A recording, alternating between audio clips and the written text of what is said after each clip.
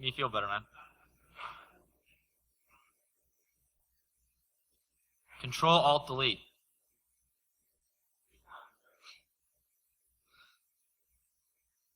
Up, down, left, right, A, B, B, A, B. Isn't that what it was? The OPD. I hate that we all remember that. I wonder how many people nowadays don't have any idea what that's a reference to. Ready? All right. All right, cool. So color is what it is. I'll pass out the slides. If anybody's interested, I'll either put them on SlideShare or something. This is a recurring talk, so you'll see video of it elsewhere. All right, cool. So my name is Raf. I work for Optiv. This talk is called Losing Battles, Winning Wars. It's a reboot on active defense. What's going to happen is you're going to realize that the first chunk of this is actually, well, much more basic than that, but there's a good build-up coming here, so bear with me. A little bit about me and a little bit about my team. Our group is chartered with creating program strategy, so we're solutions R&D. We have an applied R&D organization as well, which is all technical folks. We're sort of a cross between what Gartner and Forrester do, combined with like a Big Four analyst firm. We create knowledge frameworks for organizations. So all the things that you have in your enterprise security programs, we help try to organizations figure out if they're asking the right questions to get answers that are even remotely accurate. So a little bit of background on what this is, from understanding winning, losing, and playing the defensive long game. A little bit of humor along the way. If you haven't had your Red Bull or whatever energy drink they have here, I encourage you to do so. All right, so this is knowledge based on research. Do a lot of talking to leading world-class organizations on the topic of threat intelligence. I think threat intelligence is one of those things that everybody wants to do. My old bosses describe it like sex in high school. Everybody's an expert, but nobody's really done it. It's okay to laugh at that. We're all out of high school, right? So we drop some data from industry experts, some of the leading minds, experts, not experts. You all know the difference. Your mileage may vary. So this comes out of essentially studying somewhere around 65 organizations. We had conversations, a little bit over 30 of the more well-known industry experts on the topic of intelligence, and then obviously solutions providers. So I want to start with a basis for understanding what we talk about winning and losing in security from a conference conference scene that's very heavily offensive focused. It's really interesting to try to think about what does that mean from a security perspective, and I'll start with this: that security is really hard. Anybody that's done defense understands security is hard. Anybody that's done offense understands why the people that do defense say security is hard. And widgets really don't help solve the problem. I've met way too many security organizations that have more tools than they have people. And whether that's a good idea or not, I'll let you decide on your own. But if your ratio of dashboards to humans is anything over, like 1 to 2, you're doing it wrong. But it's not the tools that themselves that are the problem. I think a big chunk of the issue is the fact that how they're implemented and how they're used. Anytime, I've spent a lot of time studying how security leadership functions, how people build programs, and how people structure their approach to any given thing. And one of the things that is consistently visible is that when we are driven, we're sort of the moth to the flame driven, right? Somebody says new shiny object, we all gravitate towards it. Who's been to RSA this year? What was the big topic this year? Anybody know? You guys don't go to RSA. Cool. Nobody knows. Excellent. Well, same thing. Black Cow was the same theme. But it's realistically, it used to be cloud security, then we went to threat intelligence was the big word, and we're like next-gen endpoint, and then it'll be analytics, and it'll be something else. But inevitably, it's something new to solve some problem that we're not really sure we have. And so we're generally really bad at security, and you can notice that everywhere, right? Security companies get popped.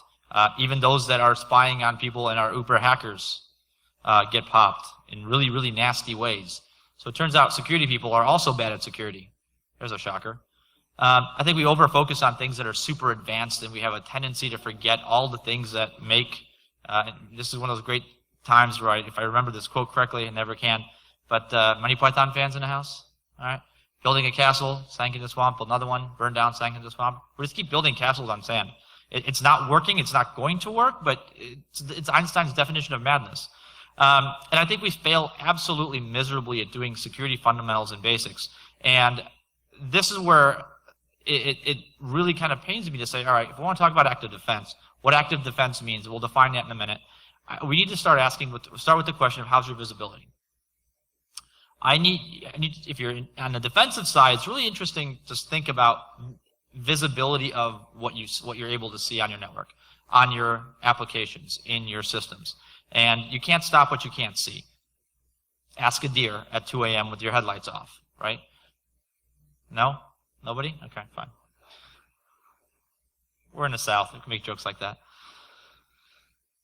It's really hard to stop what you can't see because you don't know what it is, right? And it's even worse to stop things it's even more difficult to stop things that you can't understand. And there's lots of examples of this, but we've all seen this picture where somebody creates a really cool idea.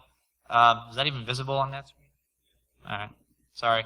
So we create these grandiose, extremely complex, and by the way, when security gets complex, that gets even more complicated and worse. So create these ideas of what we want, what we think we need to solve. Then we create even more complex tools and processes to solve them. Forget the processes, get more tools, that's going to solve the problem. The thing gets more complicated. So by the time we're done, we've got, essentially, if you've ever been in a wiring closet, a server room after like 7 different people have owned and operated that wiring closet, and somebody says, we have a cable that's out, right? There's 300 places where cables are plugged in, and you generally have to sort of follow through. That's what security has turned into.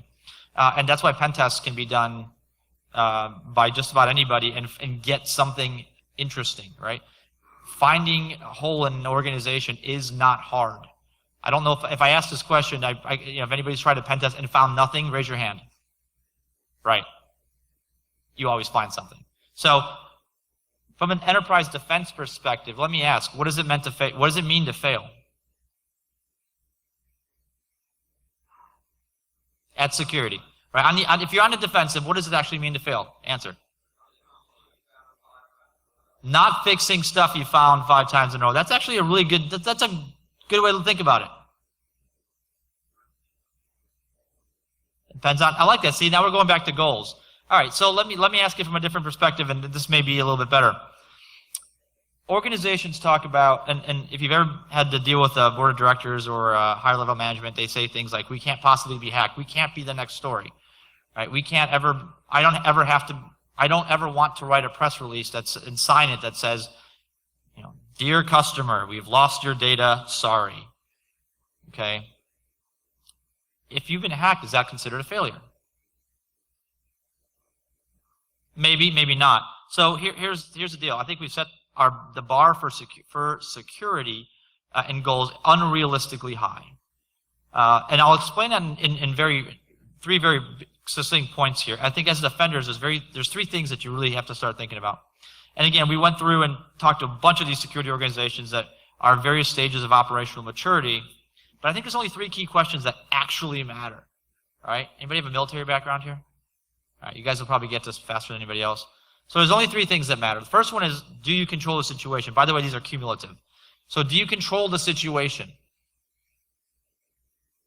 It's an interesting question because in a lot of cases, even if we're not hacked, we don't control the situation. If you've ever performed an incident response that's lasted 36 hours only to realize that the network that the big thing that you're seeing is completely legit, just nobody told you they cross-connected a new network to the organization. That happens all the time. I've been a part of it several times. So do you control the situation? It's an interesting question. So if not, then I would say you are failing with an ing at the end of it. Right? Not failed yet, but you're getting there. All right? The next question is, have critical assets been exfiltrated? Now, that's an interesting question. How many of you guys, who here works on the enterprise side? How many of you guys, keep raising your hands. Keep your hands up if you can identify your corporate critical assets. Lots of hands went down. That's scary. So remember that thing I said about really hard to defend what you don't understand? Right? you go get hired at a company, they say, hey, do all the security things, make sure nothing bad happens. That's fantastic. That's like sending a 5-year-old out in the playground and saying, make sure nothing bad happens to them. I have a 2-year-old. I have 2 of them. I know how this works. You lose. They'll find ways to hurt themselves. So if critical assets have been exfiltrated, but you first had to identify them, then I would say you are failing. So this is 2 out of 3. We're still on the ING space. We haven't failed yet. So another thing that's kind of interesting is data governance projects. If you've ever been a part of one, I salute you because you're still here and you haven't quit. But data governance projects tend to run like decades. We have a 3-month project to identify all the critical data in the organization. 2 years later, how's that project going? We're about 30%. Right? 3 CISOs later, we're about 10%. Like, wait a second, how'd that happen? Well, it turns out the other 2 are wrong. We've got new data now. These are very fundamental questions. How can you tell if bad things are happening if you can't define bad? All right, so another one here. Last and final one. Is the situation recoverable? That's an interesting question. When does this apply?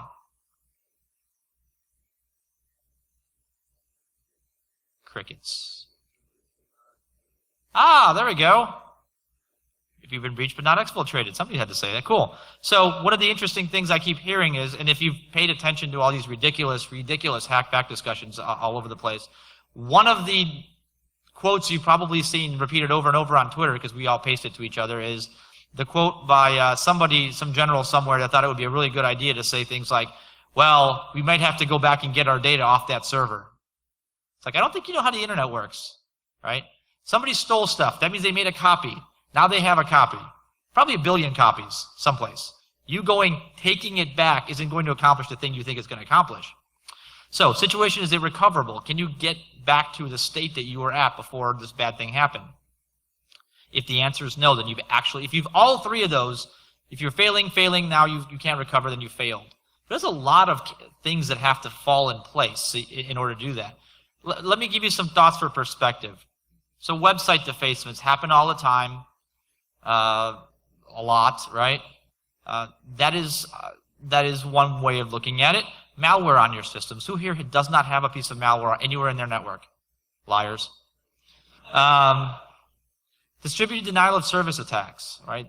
It used to be that these things were it started out childish pranks. If anybody was on IRC a long time ago and understands bots and network splits and stuff like that, that was a long time ago in a kingdom far away, but it was fun. And then DDoS became one way to knock your competitors offline. Now it's countries lobbing big globs of data against each other, and you can watch the North map go pew, pew, pew, and it's fun. But these are inconveniences in a lot of cases. Versus what we think about is stolen trade secrets. And a stolen trade secret can be things like if you've either worked in or work around the pharmaceutical industry, patents last about 25 years. Right, once you've patented. But before you can get a drug to market and make your billions, you spend the billions to R&D it. There's a lot of time and effort that goes into it. Right? So the big thing happening overseas in the Asian market, they say it's thanks to McDonald's, Kentucky Fried Chicken, and all those fun fast food places, is their population is expanding at the waist. Let's just say. Right? They're getting less healthy. The rate of diabetes is shooting up. So they can either start from scratch, where we were about 25 years ago, or they can find all the pharmaceutical research companies that are here in the US that have really crappy security and borrow theirs. Anybody want to guess which one's happening? Right, they're not going to wait 25 years to save lives.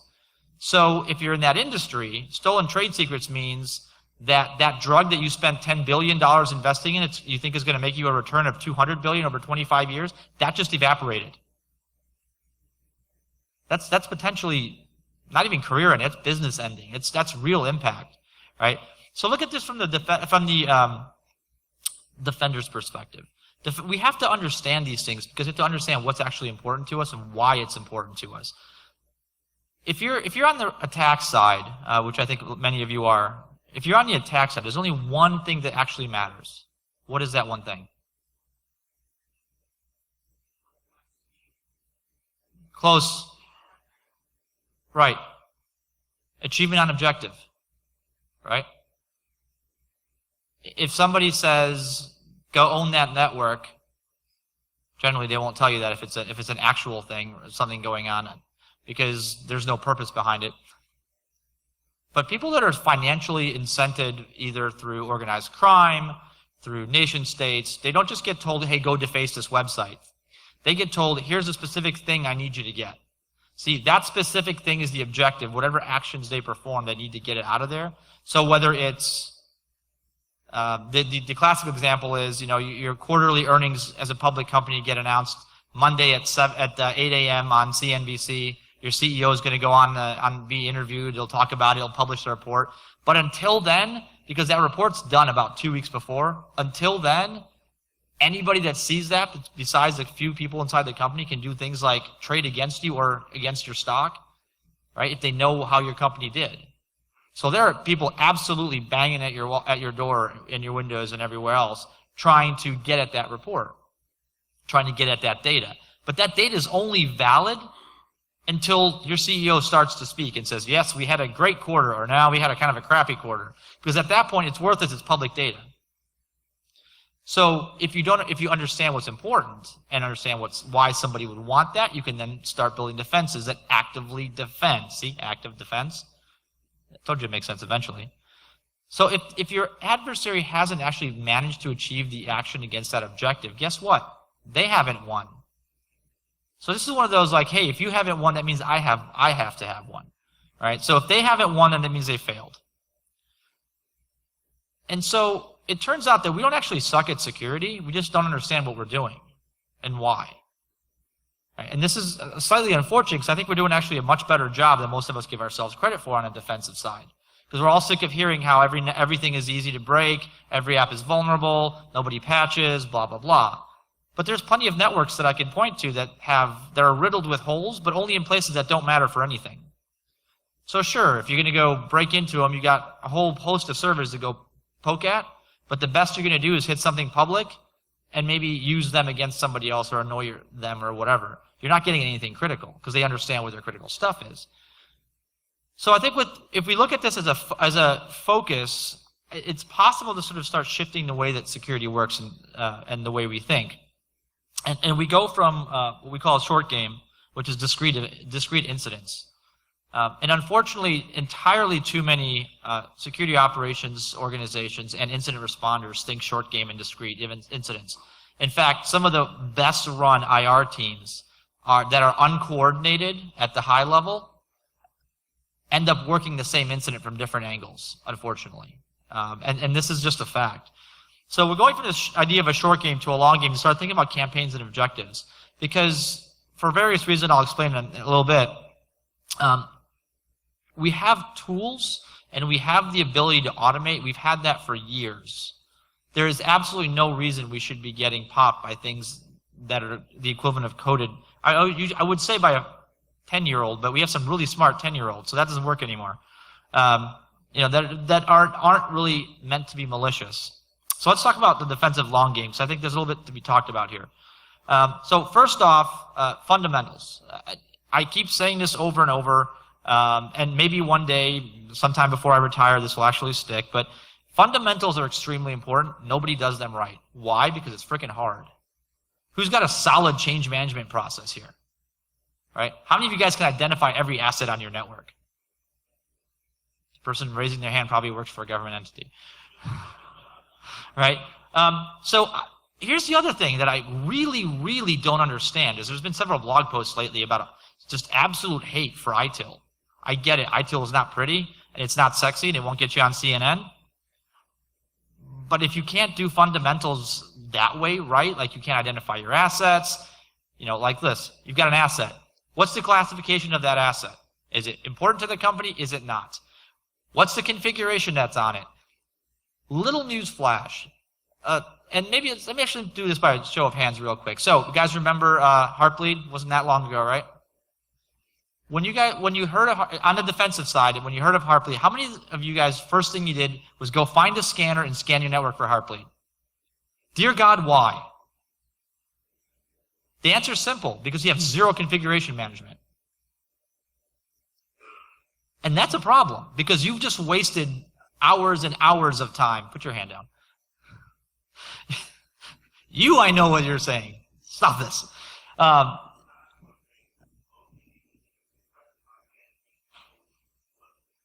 Well, okay, that's a different problem though. But it stems from the same exact issue, right? Management says go scan for it. Primarily because they have zero faith in your ability, in the organization's ability to produce an accurate report on what we have vulnerable. Now, there's a couple of really, really well-oiled organizations that run really, really well in lean. And the first thing they did was go into their asset management tool, look up anything that was running an SSL library in it, OpenSSL library, went and looked at those. Now, did that cover 100%? Not even close. But the known knowns were now able to be addressed. Now you can go look for the unknowns, right? Not spending it. So there's an order of operations here that we're just not very good at. Configuration management, change management, classifications. This all speaks to things like threat modeling. Who does active threat modeling here? Right? Not enough hands. As defenders, threat modeling goes right back to that basic point. Do you know what where your weaknesses, how do you find our weaknesses? We'll know what the weaknesses are by figuring out what's attackable and what's high value. Unfortunately, most of us don't know what's high value, so that endeavor becomes really boring because everything's important. I think it's like the Lego song where everything is awesome. So look, I say one of the most sad things is that we don't know our own battlefields. And a friend of mine, Dmitry Alperovich from CrowdStrike, I'll just give him a tip of the hat because he keeps saying this over and over, and it's just something worth repeating, that he's worked too many IR cases where if they want to get an accurate map of the network, they look through the dump that the bad guys made. This does not bode well for defenders. Just ask yourself mentally how old the network map is of your organization. If the word years is creeping into your mind, this is not good, right? So I think we've got some home ice advantage here. I'm a Blackhawks fan. Deal with it. If anybody's a hockey fan here, you'll understand what home ice advantage generally means, right? Boards behave differently when you slam a puck against them in different cities. In some cities, if you hit the puck against the boards, it springs back. Some of them, it just hits and flops and dies there. So you got to know, as the person chasing that puck, how it's going to behave. You got to know that it's your network. You need to know why there are packets of this particular type going from here to here, that those should be there or should not be there, because quite frankly, defending the unknown is impossible. Again, you can't defend, you can't protect what you don't understand. You can't defend what you don't see, don't know. So step one, unfortunately, of any good active defense strategy is mapping your own damn space, right? Now, this is, I will simply caution you by saying I tried this once, and I'll spare you the details, but it was a long time ago, and there was a VMS VAX machine that doesn't like to be touched by Nmap. We'll just leave it at that. So you can really crater some big things that make this sound when you crater them. But actively mapping your space is really, really important. So collecting data and building baselines. Anybody here actually build some baselines of their network? Okay, that's one hand. All right. So this means that if somebody's already on your box scanning the other machines in your network, you'll never know because you don't know if that's normal or not, except for gut feeling, which is great, except for that that would be okay if you had the equivalent of like a 128K network line in your network. But we're all talking about multiple gigabits at a time here. So if you can read packet streams that fast, I'd really like to talk to you. But we need to collect data and build some baselines, primarily because we want threat intelligence. Right? This is generally where I think most people want to apply it. They've actually failed at the other things. They don't know what their network looks like. They don't know who their users are. They don't know where their critical assets are. They have absolutely no idea how change control works. So now the answer clearly is go get some of that good threat intelligence stuff, right?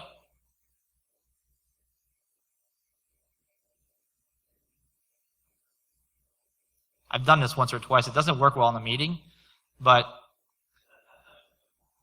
it's like, yeah, I think we need some of that. I'm like, yeah, you keep using that word. Do not think it means what you think it means. People interchange threat intelligence with threat data. Right? Intelligence is what? Refined data. So we have data, knowledge, intelligence, wisdom.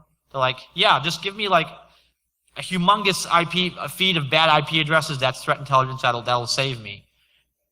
Possibly, if you could have a slightest chance of anything doing with that. So intelligently incorporating externalities is really important. I think it is.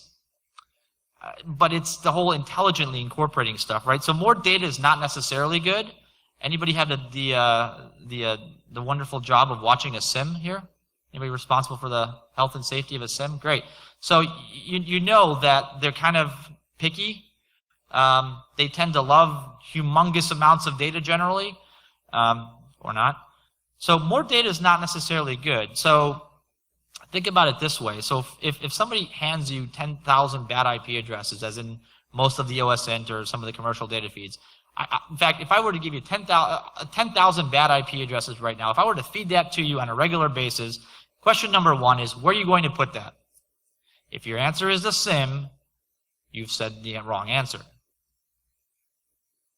generally speaking, right? Here's why.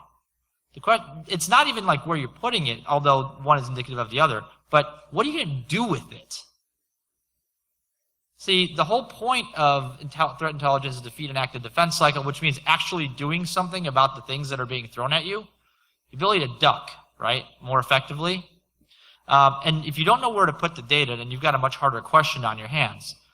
And this is where, unfortunately, a lot of the time, your tools become an adversary. And I said this comment earlier, you know, if the ratio of dashboards to people is anywhere near 1-to-1 or higher, turn some of your stuff off. Or just put it in autopilot mode and focus on one or two of them. It's a challenge that a lot of us face because over the years, we walk into an organization where they've bought stuff, and somebody's got to maintain it. And there's 7 dashboards yelling at you about this, 7 super critical things happening right now. Which one do you go figure out what to do with? The answer is not all 7. You don't clone yourself yet. So security tools tend to become our adversaries for reasons that I think you guys get, but workloads as well. Right? IR people burn out like crazy when we just make them work 100 hours a week. I don't know why. So let me ask a more interesting question.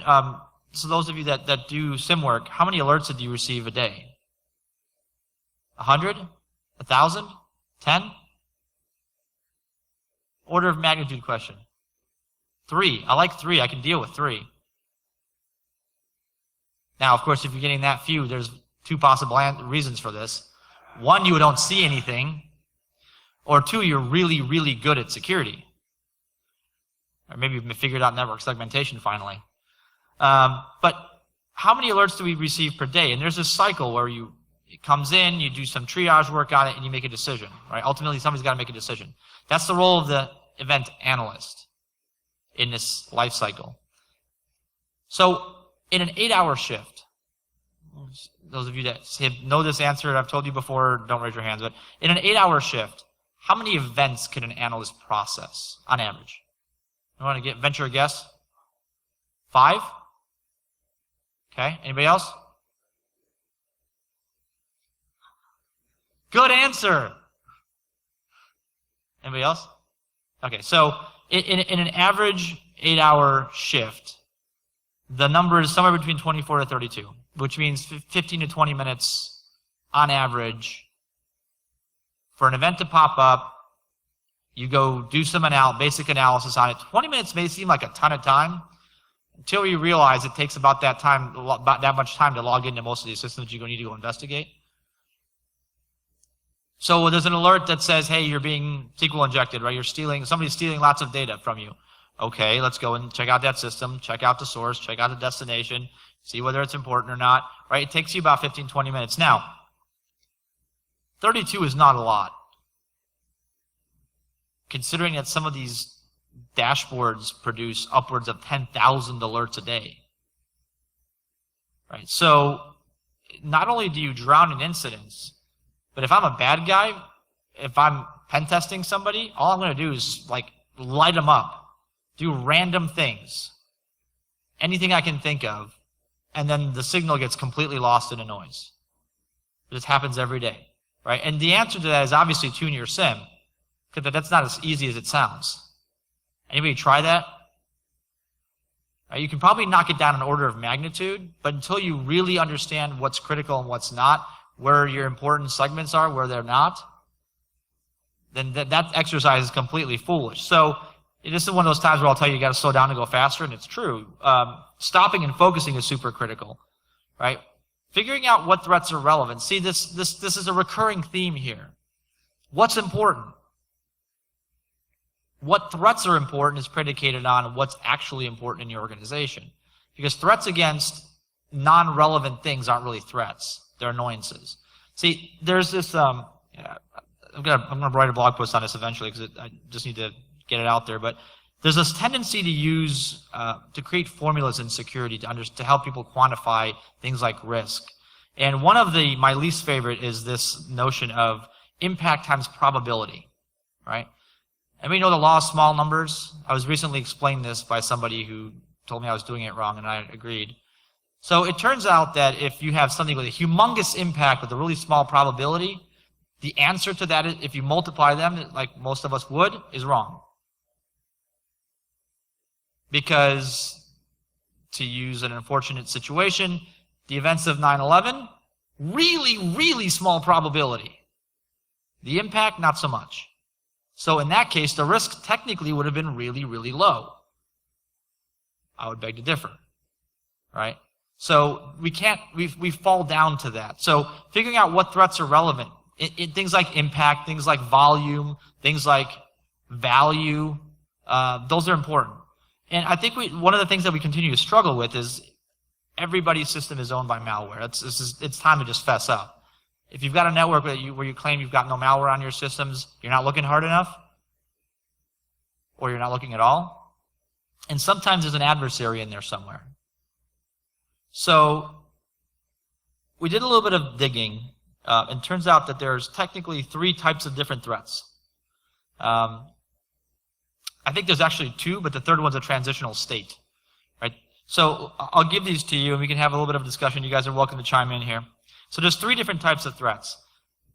They're basically differentiated. Excuse me. They're basically differentiated by the type of targeting and the type of persistence. So they are generic, targeted, and persistent, appropriately named. Generic threats are CryptoLocker, right? ZeusBot.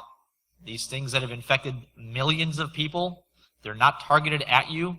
There's generally nobody specifically piloting them to do anything specific. It's just threats. They're annoyances.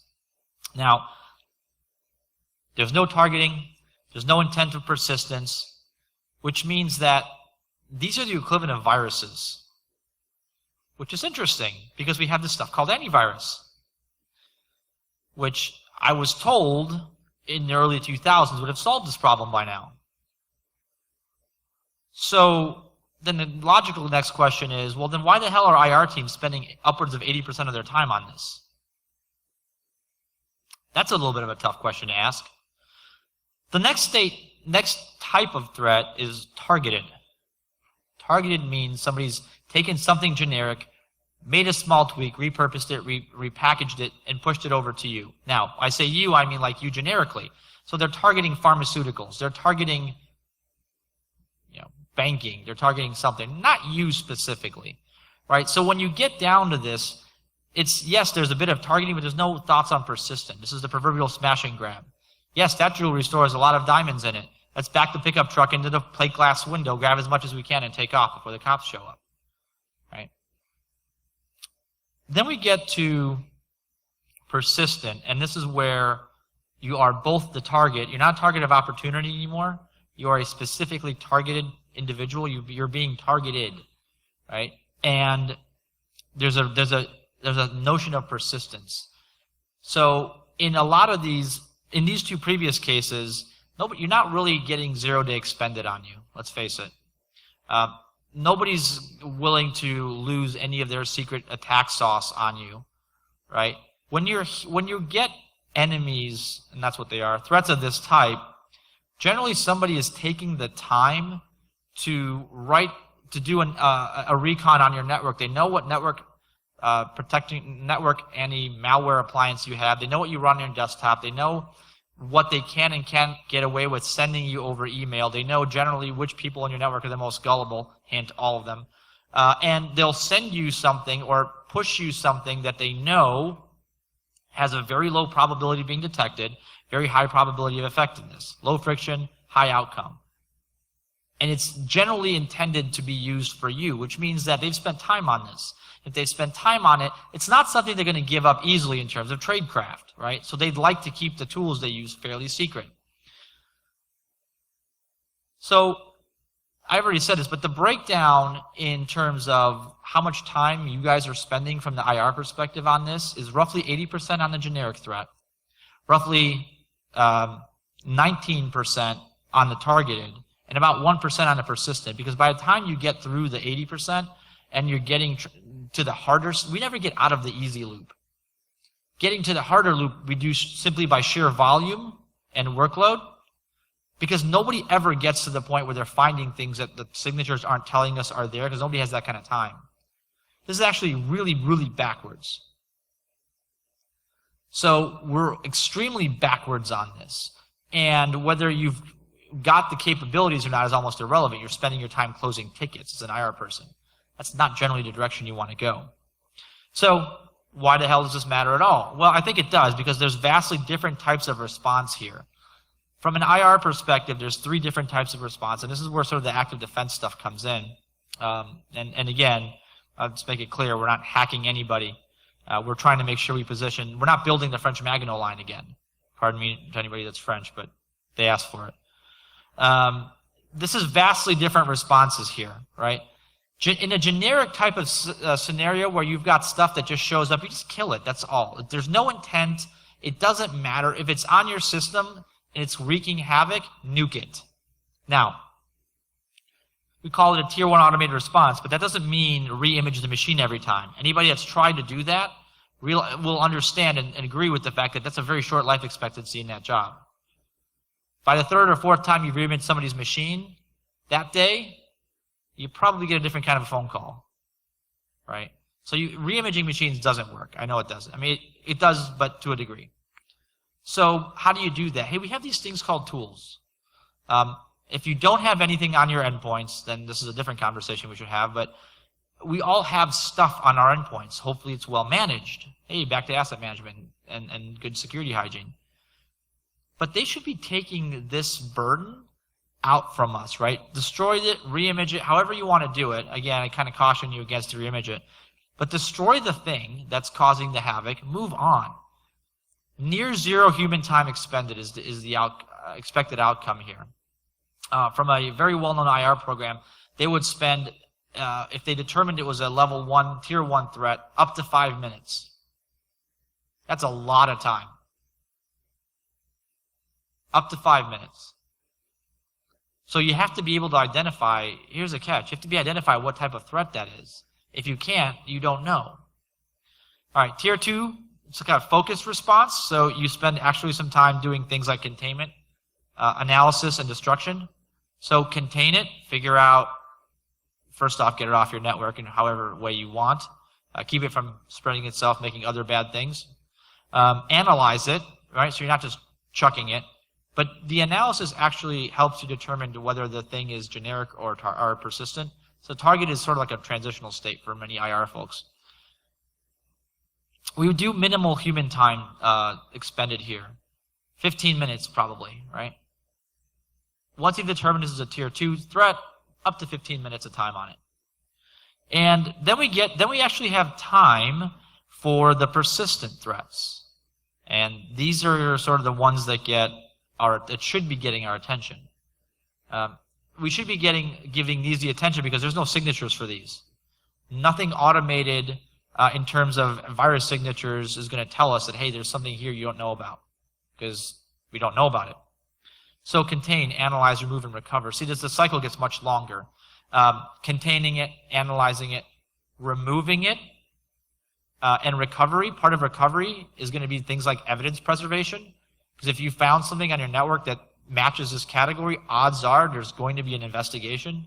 Chain of custody, things you have to start thinking about. How does that actually work? one of the unfortunate things that happens a lot is those of you that are just, that have gotten into the mentality and the cycle of just nuking machines, you end up realizing that the FBI shows up asking for evidence and you tell them that you've destroyed it. It's kind of an awkward conversation. You spend the necessary human time that you have to on these types of events, and that is exactly what it means. However long it takes. Now, it depends on whether you're dealing with an executive or an end user, so use better judgment, but it's however long it takes to actually solve the problem. Because now we know that we're potentially playing chess against somebody that's also thinking the same way we are. They want in, we want them out. We'll kick them out, they'll come back. We'll kick them out again, they come back. They find different ways in. So this is a chess match. The question is, how do you actually tell the difference? So I think this is where we start getting the utility out of things like threat intelligence. Because the atomic indicators that we have need context, and the goal really becomes intelligent prioritization. That's where active defense makes sense. You take the threats you get from the outside, combine it with internal data that you have, things you already know, model that in a near real-time way, and there's plenty of tools to do that. And then you can start doing intelligent prioritization. Is this thing relevant? I get that everybody in the world says this is the OMG bad panda that's going to, hack all the things in my network. Does it even matter to me? Oh, by the way, they're targeting the pharmaceutical industry. Yeah, I'm a bank. They probably don't want anything I have, right? Assuming you know all those things beforehand with some relative certainty. So what's opportunistic malware and what's an adversary? These are big, big differences. And we'll feed this intelligent process loop, and it looks like this. So there's 11 steps in this. And if you sit in the back, you probably can't see in these awful colors. So I'll read what's up there. And so on the left-hand side, you've got acquisition and secondary development.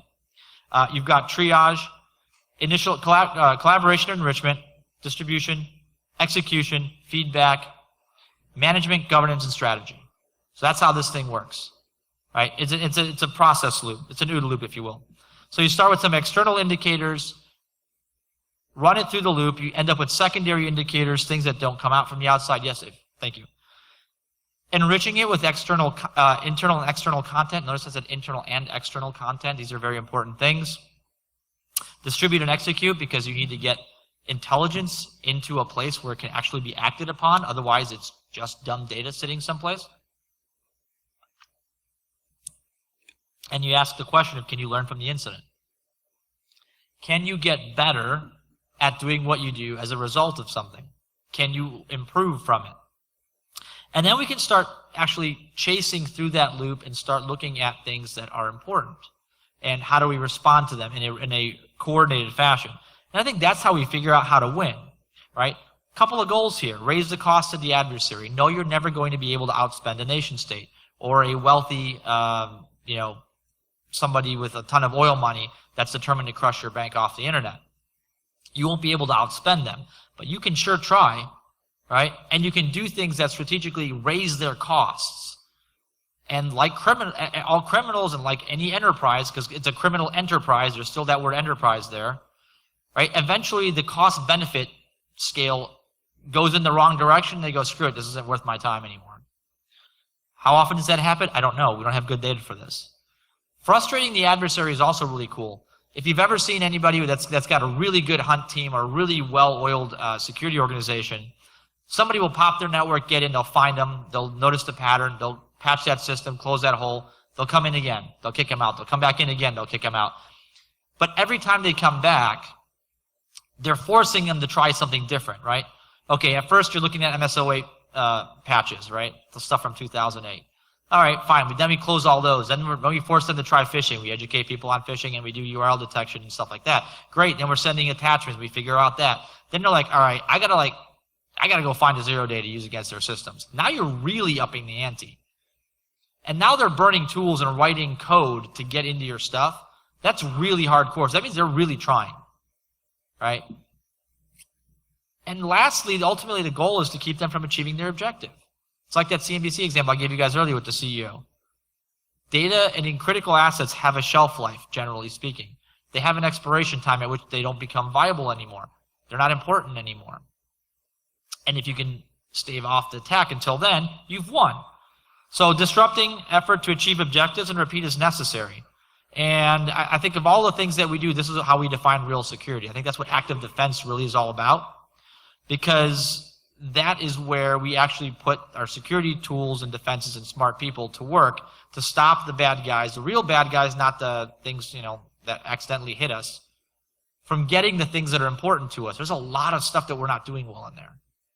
Anyway, so we have this is out of the Enterprise Threat Intelligence Framework. Anybody that's interested in, shoot me an email, solutions.research@optiv.com. Happy to answer them.